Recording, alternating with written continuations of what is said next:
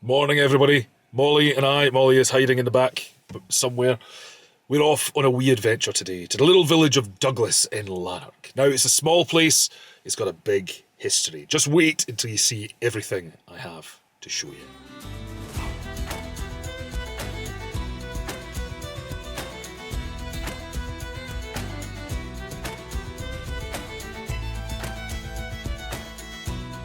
Now, my audio wasn't working very well during this trip, so you'll have to put up with me in my storytelling chair for small sections. By the middle of the 1400s, the Black Douglases were by far the most powerful family in Scotland, second only to the King.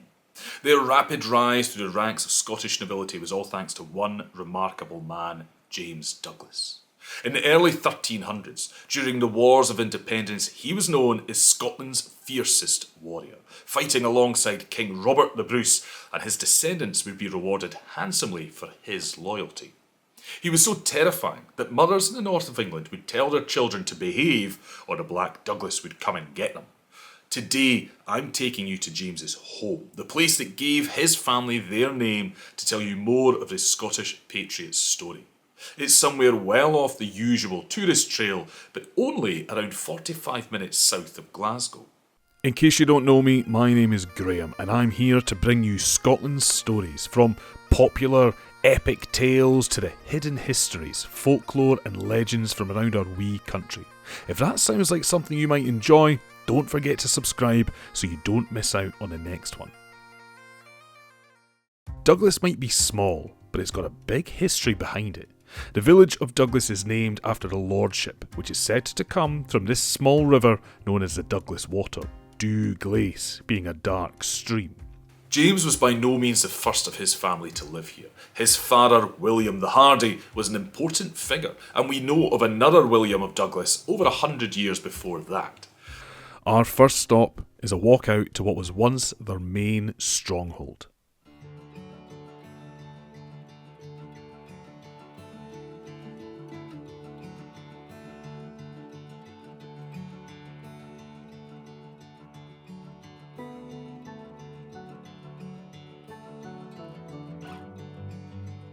This is Douglas Castle, and as you can see, there's not much left. Before we get there though, let me quickly tell you about these monuments that we pass along the way. These three at the beginning of the walk make up the Polish Memorial Garden, created in 1940 by soldiers from the Polish army stationed here during World War II. Past the wee loch, this one marks where the Cameronian Army Regiment was officially disbanded in 1968. The regiment was closely linked with Douglas, having been first formed here by the Earl of Angus in 1689.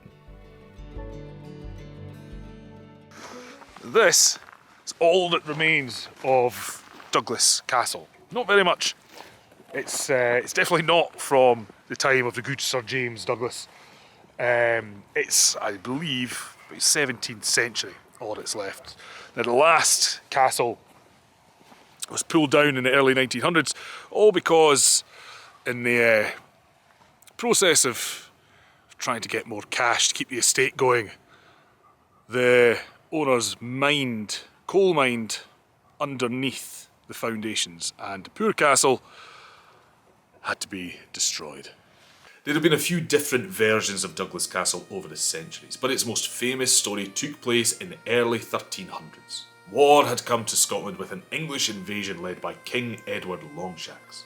The Lord of Douglas, William the Hardy, was one of the few members of nobility who regularly fought against English occupation, supporting William Wallace's campaign. As a result, his land was taken from him and given to an Englishman, Robert Clifford. The young disinherited son, James Douglas, petitioned Edward to have his castle and title returned, but was refused. So James turned to the newly crowned Robert the Bruce instead, and from then on, his loyalty to the King of Scots never wavered. In 1307, James Douglas was given permission to recapture his home that stood right here. He arrived in the area with just a handful of men, but was able to encourage other locals to join him in secret. Then on Palm Sunday, the garrison of Douglas Castle left to attend a church service at St Bride's.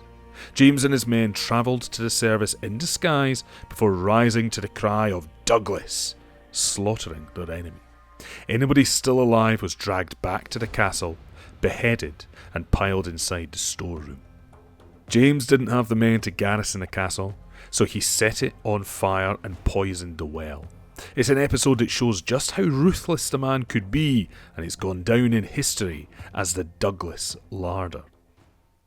This is the Church of St. Bride, where that surprise attack took place, although most of what we see today dates from the second half of the 1300s, apart from the clock.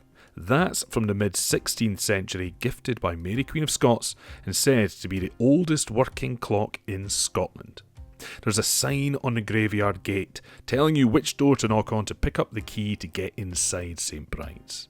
As you can see, it's a very special place.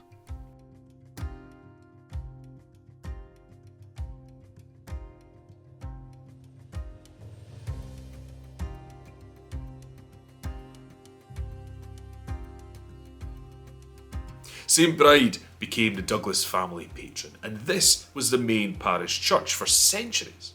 It fell into disrepair after a more modern church was built in the village, but thankfully the Earl of Home had it restored in the late 1800s, and that is his mother's effigy in the middle.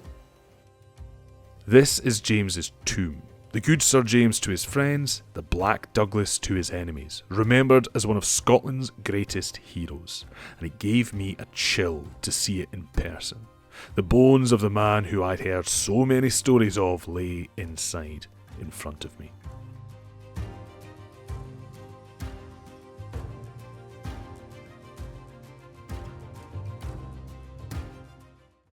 Amongst his many exploits fighting for the Bruce, James was tasked with taking Roxburgh Castle in the Borders. It was one of the strongest fortresses in Scotland, but James knew how to use his brain as much as his sword.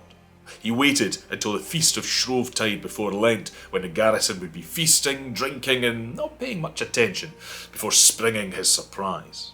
He covered his men with cowskins, and they crept towards the walls, and in the darkness the soldiers just saw a herd of grazing cattle and had no idea what was happening, until it was too late and the Scots were swarming over the walls.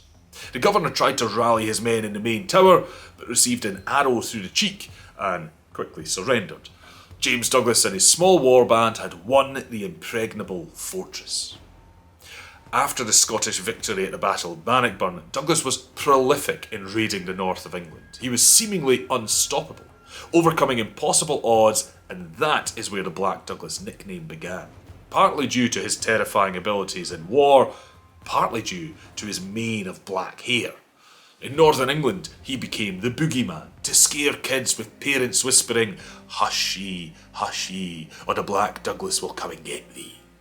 It might have been a nickname from his enemies, but his descendants quickly adopted that title. It was a name to strike fear into anybody who might stand against them.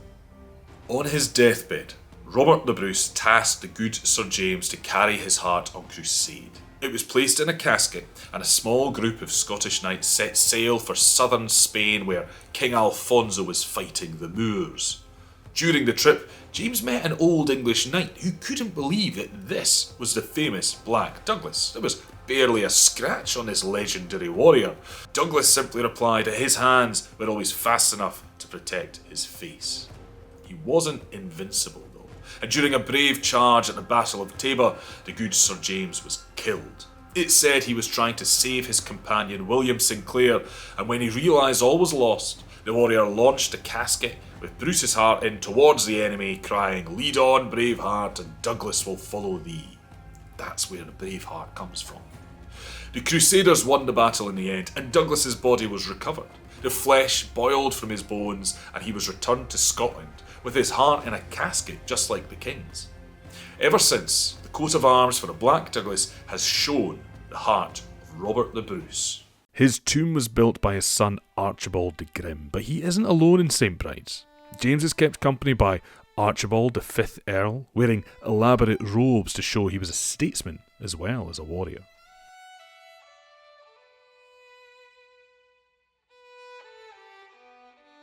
Across on the other side of the room, James VII Earl lies next to his wife Beatrice Sinclair in a rare double effigy. He was much larger than the stonemason has made him out to be, though, nicknamed James the Gross due to his enormous size. It's a fitting name in other ways too, since he was partly responsible for the murder of his 2 great nephews, and that led to him inheriting the kingdom. But that's a story for another time. See, that's the Douglas heart, the heart of Bruce, crossed with the lion rampant of Scotland. There's even a tiny bit of colour left. And this, I can't make out what that one is. That's a Sinclair. I know that. He's off the cross. Now, hopefully this wee video has shown you just how special Douglas is to visit. It stayed special to the Black Douglases, and no matter how many important titles they acquired, this was always home. They remained Earls of Douglas throughout. I'll put together a more thorough video later this year about the Black Douglases' rise and their fall from grace. And to make sure you don't miss it, remember to subscribe to the channel and hit the wee notification button. If you enjoyed this story of James Douglas, I'd love it if you could like the video, leave me a comment to say what you think, and share it with your friends. And hopefully, I'll see you the next time.